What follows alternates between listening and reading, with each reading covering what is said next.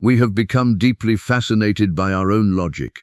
Human beings have invested so much trust in the intellect that we often overlook the other dimensions of intelligence operating within us. When we speak of the intellect, we are referring to the logical aspect of the mind. It deals with facts, analysis, and reason. The intellect cannot accept that 2 + 2 = 6. It knows it must be 4.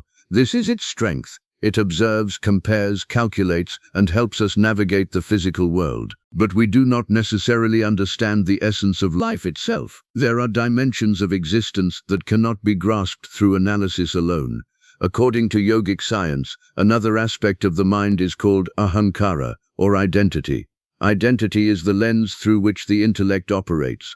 Whatever you identify with, your intellect immediately begins to defend and protect. People develop powerful emotions around identities they have adopted. Nationality is one example. In many ways, the intellect is like a sharp knife. The sharper it is, the more effective it becomes. A knife cuts things open so that we can examine them.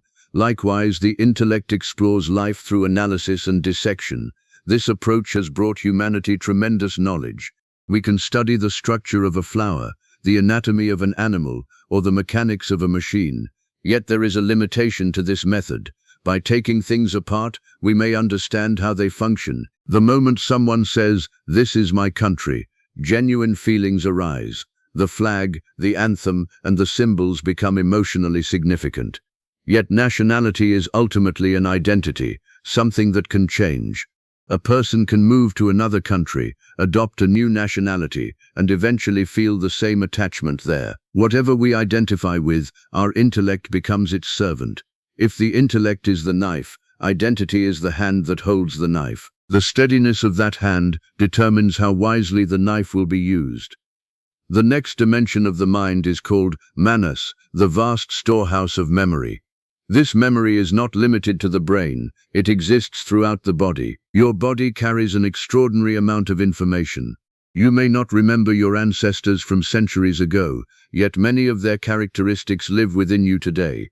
Every cell contains layers of memory accumulated through countless generations. Without memory, the intellect would be powerless. Memory provides the raw material that thought depends upon. It is the fuel that allows the intellect to function. Memory flows through the filter of identity, and identity colors the way memory is interpreted. The intellect then uses this information to create judgments, beliefs, and conclusions. But beyond intellect, identity, and memory lies another dimension called chitta. Chitta is pure intelligence untouched by memory. It is intelligence without conditioning, without bias, and without the limitations of accumulated experience. It is not intellect as we normally understand it. It is the fundamental intelligence that makes life possible. People have been told many things about God throughout history. With respect to every faith and tradition, countless descriptions have been given. God is love. God is compassionate. God is generous. God is this. God is that. But imagine that nobody had ever told you anything about God. Suppose you simply observed life with complete attention. You watch a flower bloom. You observe the intricate design of a leaf. You see an ant finding its way across the ground. You witness the movement of stars, the cycles of nature, and the incredible order that exists throughout creation. If you paid enough attention, one conclusion would become unavoidable. Whatever is behind this creation must possess an extraordinary intelligence. Everywhere you look, there is intelligence. The way a seed becomes a tree, the way the human body heals itself, the way countless life forms cooperate within ecosystems. Everything is infused with a level of intelligence far beyond what our minds can fully comprehend. According to the yogic tradition, this intelligence is connected to the dimension known as chitta. The yogis speak about it in a playful yet profound way. They say that if you truly touch this dimension of intelligence, the divine becomes your servant. This does not mean controlling God. It means becoming so aligned with the source of life that existence itself begins to support you. This intelligence is not only present around us, it is present within us.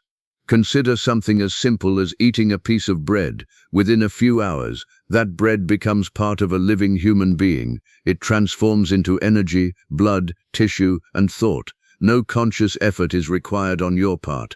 An immense intelligence within you performs this miracle every moment of every day. In such a state, clarity arises naturally. Insight appears without struggle.